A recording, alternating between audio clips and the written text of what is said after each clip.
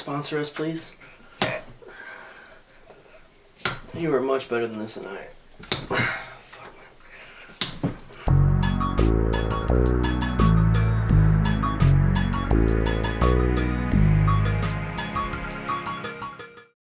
What is up, guys? Thank you for choosing Portal, where we talk about everything in the world of sci-fi, fantasy, and whatever's in between, right?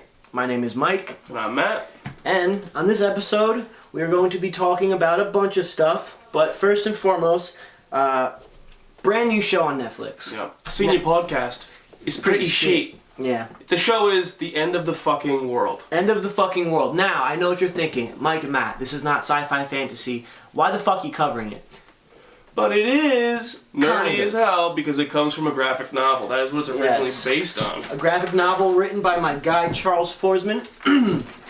And the graphic novel, much like the show, it follows these two youths, Alyssa and James. Alyssa and James. Yeah. Now, God, where to begin on this show? This is very dark at times. And Heavy, dry, British, heavy. And then it'll flip into this weird thing where you find yourself chuckling. The music is crazy. fucking amazing. Right? Yeah. So there's this weird, eerie setup throughout the entire thing, and they love this dichotomy of really graphic, horrific things going on, and very peaceful, happy, somber music. Mm-hmm. So that is in and of the essence of this entire show. But the basic premise of this show, there's these two kind of loner types. One is a 17-year-old who pretty much thinks of himself as a psychopath. That's his inner monologue that starts the show. We meet him and he's like, hey, my name is James. I like to kill birds. I like to kill animals. Yep. And I want to kill people. Yep. So right off the bat, you're like, James is a winner. Okay? Yeah, James is doing well. James is really, really good. Yeah. And, you know, we're introduced to his father, who's kind of like a goofball. You end up feeling bad for him. Really, really bad for him.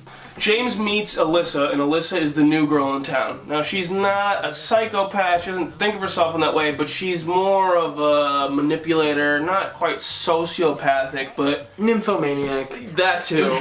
She's strange. She's very strange, which is why she's attracted to James in the first place. But she's kick-ass. Yeah, she is. And She is fucking so kick-ass, right? So we learn very, very soon that both of these kids, they come from broken homes. It makes for a sad love story, but at the same time, it's very intoxicating love story. Yeah, a sad story that starts out with James fantasizing about murdering Alyssa. Yeah, Matt actually said something today while we were watching the last episode. He was like, I've never watched a show that made you like a character that originally wanted to kill the other one, which is true. Not only like, but feel bad. Feel like, bad, I genuinely exactly, feel bad for this kid at times. And if you rewind to the first 5 minutes, he's like, I'm going to kill her. Yeah. It's just so messed up. But Fucked up. But things change. Things change very fast. These episodes are 20 minutes long. There's only 8 of them. So the action moves very quickly. Now, the first 2 episodes were actually kind of off-putting. Like, I did not know if I was going to wind up liking this as a whole package. Exactly. There were things I liked. It was terrifyingly bleak. Yes, there were things I liked. But overall, I was like, I don't know if I can handle this. It was almost like the first, season or 2 of Black Mirror. It was like, alright, it's cool, I get it, but I don't know if I feel like being depressed all night because I watched an episode. Like, I didn't even know if I could finish the series after the first 2, because it's just heavy. Yeah. It's so fucking heavy. This is like a package of attitudes and themes and approaches that I haven't seen probably ever. To me, the one thing that it reminds me of, I told you, I know you've never seen it before, but if everybody's seen Natural Born Killers, it's a very similar thing where they have, like I said before, they have this peaceful attitude about the music or the way the characters are acting. Meanwhile, it's cutting somebody has their throat slit, and it's graphic. There's no holds barred. It's in your face, and it's grotesque even. Absolutely. But it keeps it realistic in that way. Jessica Barden, fucking 10 out of 10. Yeah. Alright? I don't know if any Netflix show has won awards or whatever, but this girl deserves a fucking Oscar. Yeah, she carries it. The difference between Jessica Barden and the guy Alex Lothar, she is, I don't know, dude, she's just spunky, British, and she's just like she is the embodiment of teenage angst, but at the same time, very very cute and lovable, and it's just kind of like her facial expressions. Number one, like the best, dude. The accent helps everybody in this. The accent. I don't know why, but like it's like a Welsh, like Brit, like I don't know. At least for her, hers is like very. James's dad seems goofier somehow because of his accent. Yeah. James seems stranger because of his accent. The music in itself is playing a character where it just takes you to that fucking place. It takes you to that place where you just feel, right? Yeah. This show is feels. It is feels times 1,000. Yeah, it is.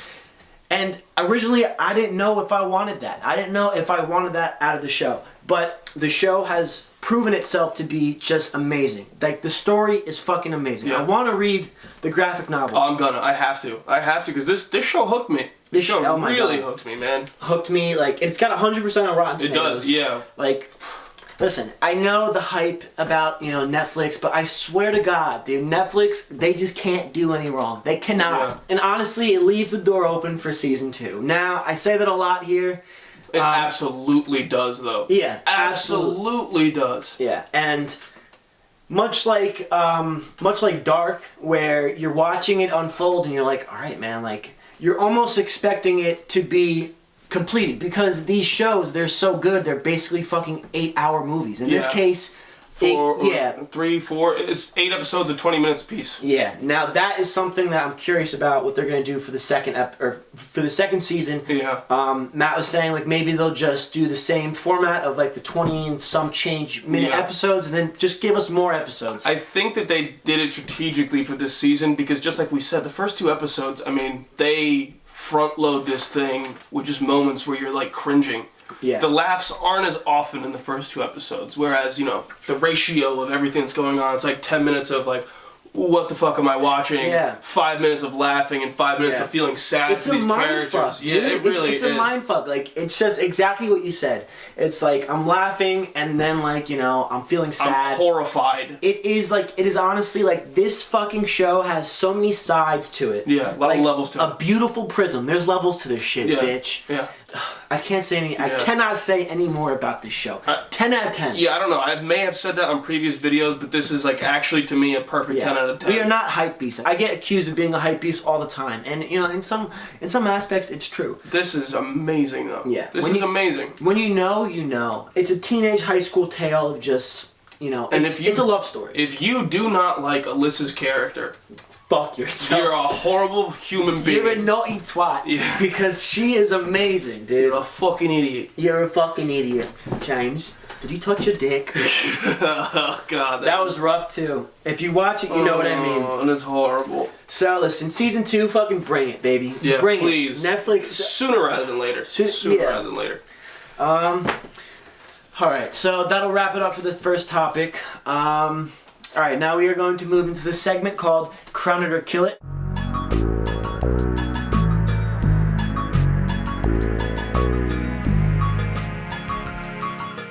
Crown It or Kill It! So we're going to toss a bunch of topics up at each other. They might be new, they might be old. If they're old, who really gives a fuck, right? These are just quick takes, quick looks. Mm-hmm. Alright, so, Matt, what's the first one? So our first Crown It or Kill It is going to be the Minecraft update Aquatic. This was introduced a little bit ago, a few months back. We saw a little quick aside. I know I'm not supposed to lag too much. We saw Will Arnett at this thing. My God, he looked old as hell, and he was so disinterested. The cocaine is just taking a toll. Like, listen, it's... Oh, Minecraft. Tell me more about this update. Oh, wow, a trident? Wow, that's amazing. Someone who cannot be further from this genre yeah. is just... I mean, listen, he's a great personality. I'm sure he's a cool dude, but he did not give a shit about that. And it's just, like, apathetic. Well, not apathetic, but, like, the Swedish guy, too. It's just the oddest pairing. Yeah. Really just a weird watch. Check that video if you get a chance. Yeah. But anyways, the update Aquatic is a update that's coming out for Minecraft soon. They don't have an exact date, but spring of 2018. And it's going to add a lot of things to make the oceans that are all across these Minecraft worlds a lot more accessible and vibrant and a lot more in-game elements going on. You're actually building under the water, though. Yes, yeah. You can do that. There are now going to be shipwrecks that you can find with loot in them, underground ruins, there's going to be dolphins, fish, seaweed, all these different things. The other thing that it brings into it is the trident and a bunch of other enhancements that you can use with the Trident. And one of them being a perk basically called Loyalty. You can throw it, use Loyalty, and it'll come back to you like Thor's hammer. So they made this obviously for the underwater aspect of the game. It's close combat and ranged weapon. I'm gonna kill it. Basically, I'm not a huge Minecraft guy. I know it's a huge deal, but from what I saw, and this is just personal opinion, right? So, I don't know. I'm gonna kill it. I'm gonna give it a soft kill. I'm not gonna kill it. I'm not gonna drown it. I'm gonna crown it. Yes, because this actually makes me want to go and buy the Xbox One version. Next topic is going to be that Kendrick Lamar. You guys, everyone knows who that guy is, right? I think so. Yeah, Kendrick Lamar. Kendrick Lamar. Sit down, little bitch. Yeah. Okay, so he's gonna be producing songs for the new Marvel movie Black Panther. I'm not a fan of this. I don't know why. Not to sound horrible, but okay. I don't. Okay, brace yourselves. That don't sound good. Yeah. Brace yourselves. Anything you start out with that sounds great. I don't know, man. You can only go downhill from here. Yeah. I don't know. I'm just not a fan of the mainstream music making it into the superhero movie. It takes me out of it. I think it's corny as hell. I'm sorry. See, and usually I would agree with you. This is a song that I'd listen to on my own. The song is good. It's fucking good. So because of that, I feel like I have to crown it. All right. In the world of Adult Swim, Matt, what's going on next? Rick and Morty. Get ready for this one. Rick and Morty is going to be delayed until 2019, according to one of the writers on the show, a man named Ridley.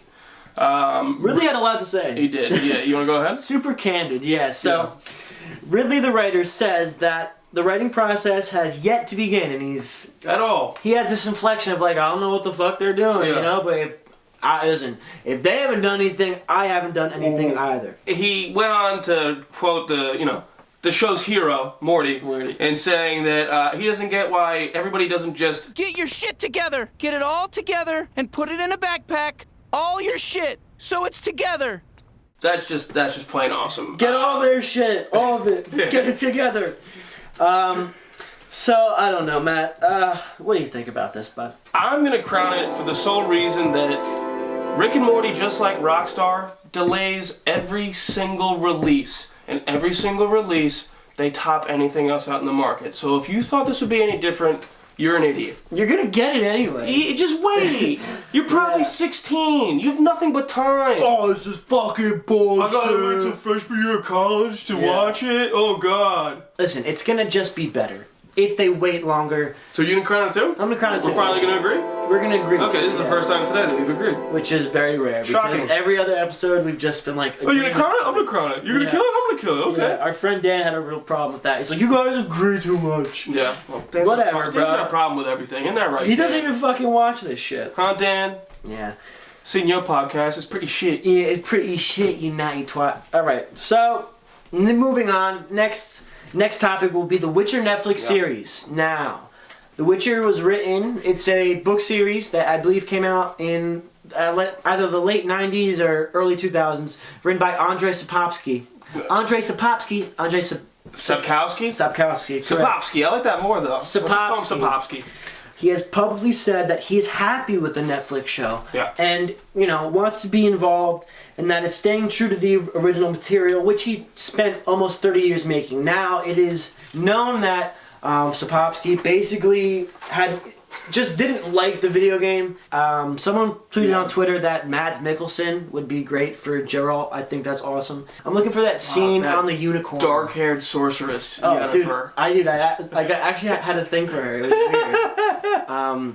And even if you can't wait, Netflix is also putting out a short film. I don't know if you knew that. They definitely saw how well the games did, and they were like, let's just do that. I'm going to crown it. I'm going to crown it as well. I don't know why I wouldn't. We're on a roll now. Yeah, what's going on, Matt? We're on a roll. Something's fucked up. Yeah. Okay. I think this one is... This one's yours. This is the one where we're going to differ, right? Brand new show that just had a pilot on Adult Swim. It's called Hot Streets. Now, coming off the heels of Rick and Morty, I believe Justin Roiland had some part in the show. I don't know if he wrote it, but he definitely plays the voice of someone. Mm-hmm. Got a huge facepalm going on, bro. Yeah. Alright, so it's basically... If you took Mr. Pickles and... what else do we say? Mr. Pickles and just Justin Roiland's brain, this would be like the aborted feces, or... Feces. This would be the aborted feces. I would agree with that. What word was I looking for? Fetus. Two very different things. I was looking for the word fetus. They come from very different places. Matt likened it to the cartoon version of the X-Files crew taking acid. Yeah, and just having a horrible trip. This thing, I gotta go on this one. I think I'm just gonna quit the podcast. I gotta go. Because I'm watching it. He gets me to watch this thing. He's like, yo, we gotta cover this. We gotta cover this for the podcast. So, okay, it's only 11 minutes. I can do that. It didn't make me laugh once. I hated this fucking experience from minute 1 to minute 11. It was horrible. If you're in a state with Wawa, you go in the summer to Wawa and there's Hoagie Fest and they have that dumbass hippie art form. It's like that, but it just sucks. There's nothing happy about it. You're not excited to see this. It's like Courage the Cowardly Dog. Yeah. Basically. Oh my god. It's so disturbing and horrible and shitty. I didn't laugh once. Oh, by the way, I kill it. I don't know if you can tell. I kill it. I kill it 1,000,000 times. 10 million times. Yeah. In the car, they're both driving. Yeah, both of the steering wheel. There's a close-up of one guy and he's like so this. Stupid. And then it goes to the guy next to him and he's also... Yeah. I crown it. I think it's a good show. Alright, let's just move on. What's next is Children of Morta. The catchphrase for the game is "It runs in the family." Yes. It's a family that is guarding this mountain called Mountain Morta. You get to play as all the members of the family. Members of the family, right? So the town or the mountain gets invaded by the corruption, they call it. It's basically this black tar substance. Yeah, each member of the family basically represents a different class in like this typical setup of these kind of games. Listen, right off the bat, this game looks amazing. This game looks like something that I would 100% just fucking want to delve into. I'm going to crown this. I'm going to crown it as well. This isn't the strongest crown for me, but I do think that there is more good here than bad. So I would feel wrong killing it. That will do it for the Crown It or Kill It topics. We really did disagree a lot more than we have this time, but listen, that's good, right? Yeah. Contrast is good. And you should listen to me, not him. All right. Whatever, dude. Mr. Pickles was an alright show. Oh, God. Alright, so our second main topic is going to be, in the video game variety, also of the Kickstarter variety, Moonlighter. Now, if you haven't heard about this game, you've been living under a rock. It's a pixelated dungeon crawler game with a twist, alright? You play as this character named Will. Matt, what does Will do? So, the premise of the game is you play as Will, like Mike said, and Will, by day, is a shopkeeper. At night, the way that you get all that loot, the way that you make your character better, is you go dungeon diving. Now, this is not so much Diablo style, but more like a ramped up Zelda. Yeah. Which is sweet. Like, that is me as a kid on my Game Boy Advance playing this old Zelda games. Yeah. I love it, but especially Matt. Like, this hits totally, me right in the gut, dude. Yeah. This is awesome. And then not only is it going to be a Nintendo game, because it looks like it should only be a Nintendo game. Oh, just totally. The style of it and the way that they're doing things. It's going to be for every console. It's going to be for PC. It's going to be for Mac. Now, the game, it has its own economy, basically, right? So, let's say, for instance, you go in a dungeon, you kill a bunch of shit, and you bring back some goodies, right? In your shop, the next morning, people will go in, and you'll be able to gauge your pricing based on the reaction of the people. Yes. Which I think is cool. It kind of, I mean, I guess not really, but it kind of reminds me of Animal Crossing, if you ever played that. Like where you have your own shop or whatever. There's no leveling up system, so I mean, people that are fans of like Fallout and that type of game, you're just gonna have to deal with just being the same. But what changes is your gear. Yeah. You get to gear up and get a whole bunch of shit. Because there is a crafting system as well, like I said. So you can sell those crafting supplies, or you can use them to augment the weapons you already have, the armor you already have. That's your sort of leveling up. It's not about gaining experience, it's about gaining loot. When did the Kickstarter start? Was it, what is it, like a couple years ago? Definitely over a year ago. I mean, probably close to 2 years at this point.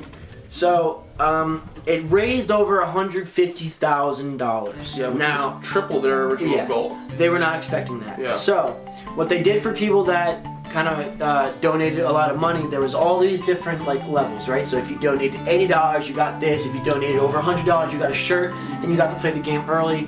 If you donated, I think it was, I don't know how big much. One? Yeah, 10 grand. You're a fucking character in the game. You get to meet the people. Your name's in the credits. You're an executive producer. This is like, this is never like, this is going to be the future, right? Like this is where we're inching towards as far as DIY game developers raising money on the internet and just fucking people coming to it. Like, it could never have been done 20 years ago. This is totally because of the internet. Yes. This is huge, right? And for that reason alone, I thought it was crowned or killed. I was gonna crown it. I'm gonna crown it. I'm gonna crown it anyways. I don't care what segment we're in. But God, this game is beautiful. It looks so good. So we saw some gameplay. The mechanics of it are pretty crazy. I mean, not like crazy, but you know, each weapon kind of does its own thing, right? So a spear, like, you can tell that the game is varied, but to a point. Yeah, this thing is 2D, but for some reason it seems to me like it's open enough that there's different fighting styles. You know, if you want to be an archer, you can be an archer. It's not going to play like Skyrim, but still there's that aspect of I'm going to fight the fight the way I want to. Not the way the game is making me. You know, where Zelda, it's like, alright, you get this sword, then you get this sword, then you get this sword, but they all act the same. They might be stronger, but they all function the same way. Yeah. And this, you can have a spear, you can get that range, like a spear. You can get a sword and a shield. You have less range, but you'll be able to block and then swing at close range, you know? So it's pretty cool. Just nothing but good stuff about this game. Yeah. Guys, check it out, Moonlighter. It is, it should be coming out soon, right? Early 2018. Like, the updates that they're giving is like any day now. I want to buy the Switch, first of all, and then I want to play it. Although I've heard the battery for the Switch is not that good. But Breath of the Wind looks sweet as well.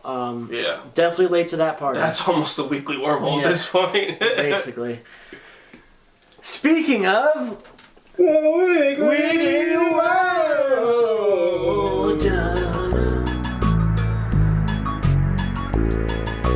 Alright guys, this segment is called the Weekly Wormhole, where Matt and I, we're going to be showcasing something, books, movies, games, that maybe aren't so prevalent to you, but we're gonna try to bring them to the light of day. All right? Because they're worth your time. They are definitely worth their time.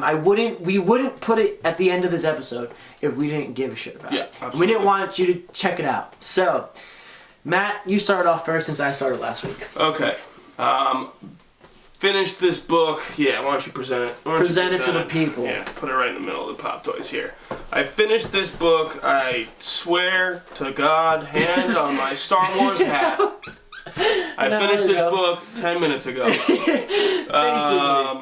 I'm still hitting the feels by it.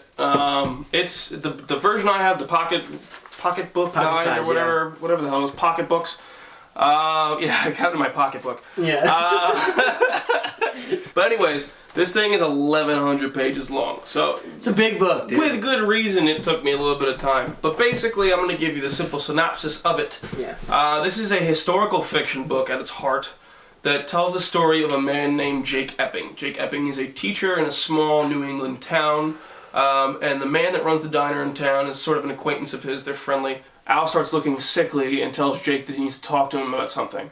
He then introduces Jake to a way that he can travel back in time. A portal. A portal, basically. It's not in a typical fashion, because that's what struck me when I read it, is that he doesn't describe it like you see this flash of light, and you can travel through it like you travel through a door. It's like an anomaly, It's this strange... Like, he talks about it, he says it's like walking down a set of stairs in the darkness. You can't feel the next step until you hit it, but you know it's there. It makes no sense, especially because this portal's at the back of a closet. Of a fucking diner. This old man who's practically dying of cancer says, Jake, listen, I know it's kind of crazy and like we're not that close, but if you walk to the back of my closet, you'll go back in time. Like, what the fuck? This is a complete Stephen King idea. Just totally, dude. Absurd, but so believable on some level. Like, it's so weird that it's like, weird, of course it would happen. The first half of the book, you're like, wait, I thought he had a mission. Like, I thought he was going back. Basically to save JFK, right? Yeah, that's what this guy wants him to do. That's the date of the book, the day that JFK was shot. Yes. Now, as we all know, butterfly effect.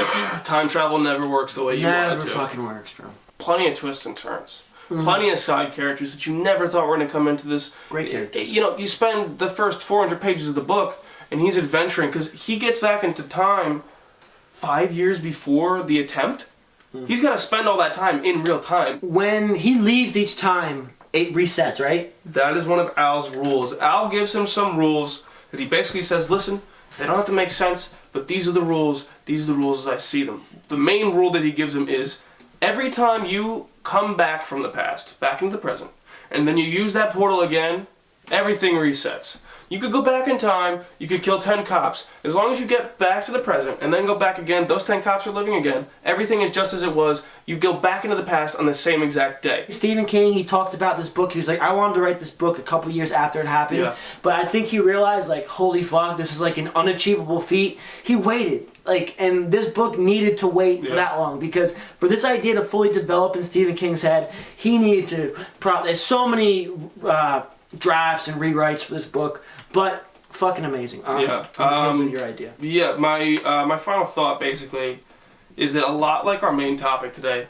this is a story where you walk into it thinking like, okay, he's gonna be on this like stalk and hunt Lee Harvey Oswald mission the entire book, and it's not that. There's so many other things going on. Like at some point, you know, he has a love interest. At another point, he's trying to do these like side missions where he's trying to help people that he knows in his present day life, and you're rooting for him the whole time. But one thing you learn very quickly in this book is that the past does not want to be changed. Exactly. It's almost fighting against him. In the words of Stephen King, the past is obdurate. This is one of my top 5 Stephen King books. And I hate history. Dude, I learned more in this book about the ongoings of Lee Harvey right before And he his shot wife or JFK and his something? Yeah. wife and his daughter, June. Like, I know his wife's name now. I would have never known Marina Oswald's name. I would have never known That she was Russian or something. Lee Harvey went to Russia after he was a Marine for the United States. He came back to the States through Hoboken, New Jersey. Who would have thought that? Yeah. He flew from Hoboken down to, I think, New Orleans maybe first, and then to Texas. Like, this thing plots out all these different points of his life leading up to it that I never would have known. Yeah. My weekly wormhole for this week will be a book that I picked up on a whim. Yeah. On a whim. Picked it up on a whim at my local Barnes & Noble. It's called Nod by this man, Adrian Barnes, who is a Vancouverer, and it's based in Vancouver. So, what led me to this book was one of the reviews was good enough to make even Stephen King jealous. So, I'm a huge Stephen King fan. I wanted to find out what this was about. Stephen King or Brandon Sanderson? Brandon Sanderson. Yes. So, I hope that doesn't fall. So there's a guy named Paul. Paul is a etymologist. Studies words, the root of words, and he's writing a play, or he's writing a book. The book is called Nod. He has this girlfriend named Tanya, and one night Tanya can't fall asleep. Stays up all night. So she wakes up the next morning groggy. Paul, he slept. Paul did sleep. So she goes to work, and she finds out that nobody slept. Ever. 1 out of 10,000 people slept that night. That's like 99% of the world did not sleep. So the news is like, okay, maybe it's like the microwaves, or maybe it's the Xboxes or whatever. But at first people are just like, oh my god, like this is crazy, sensationalism, right? Paul has the ability to sleep, while most people just do not, right? Okay. Paul needs to hide his sleeping because there's 2 groups of people. There's the awakened and then there's the sleepers. So the sleepers, basically, they're viewed as demons because people are losing their fucking minds, right? So after 7 days, psychosis sets in. After 4 weeks, the body's supposed to shut down. Now, what this book really goes into is the fragility of people. People are fragile as fuck. Yeah. Glass. Yeah. I read this book in 2 days. I just couldn't put it down. No, it is a very, very short book. That's cool. Easy read as well. So it starts out like day 18. Alright, and then, which I love when books do that. It takes you like, it takes you down the road. It starts you out down the road, and then we kind of Tarantino it. We just go back. Oh, okay, so it's very non-linear then. Yeah, I mean, but in the beginning it's non-linear, but then it goes, into a linear fashion. Okay. This book is original as fuck. Original as fuck. I've never read anything like it. This is totally, if you're a Stephen King fan, you're going to love this book. Now, the double entendre of Nod actually has a bigger importance, I guess in like the Old Testament or whatever. Cain, Cain was sent to the land of Nod. Of Cain and Abel? Of Cain and Abel. Okay. Now, the land of Nod, it doesn't really, it goes into it, but listen, a lot of the religious stuff is very heavy-handed. Does this book, I don't want you to tell me. Yeah, I don't want to spoil it. But does this book tell you a concrete end as to why people were having this sleep problem? No. Never does. Much like The Leftovers, which might not So it's more about how people react than about the actual problem itself. It's kind of like, yeah, exactly, but exactly. Okay. It's kind of like what happens when people are thrown into this. This situation. Okay. What it reminds me of, at least the part of not being able to go to sleep, reminds me of Sandman. Yeah, That's exactly. the first thing that popped in my head is Sandman issue 1 right there, trade book 1. It's one of the first issues. People can't go to sleep, and all of a sudden, I mean, just like you said, like, people are going crazy. Going crazy. And then but where it differs is the people that are sleeping are just in a coma. Which of these 2 books in the Weekly Wormhole would you think has a happier ending? Without saying the ending. Definitely not yours. You don't think so? Yeah. Because for me, I haven't even read this book. And I feel like, because there are no answers, I'm going to say I'm assuming that ends. It's fucking works. sad. Because don't get me wrong, I mean, I just finished it. That shit is still, like, it's killing me, some of the things. Yeah, but in the end...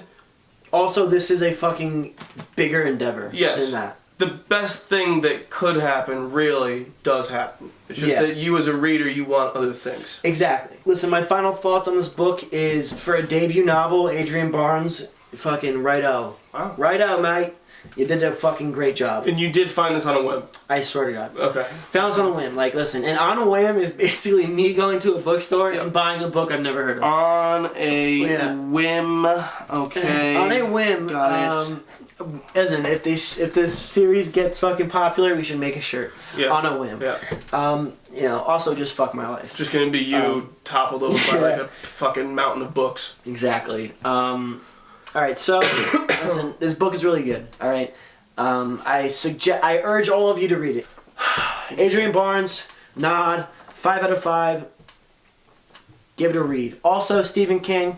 Just read all of his books, but 1122. Give us a read. Worth the time I invested. Worth the time I invested. Guys, thank you for sitting through another episode of Portal Podcast. Let's pause for a second here, because I feel a little bit like Will Smith and I Am Legend, putting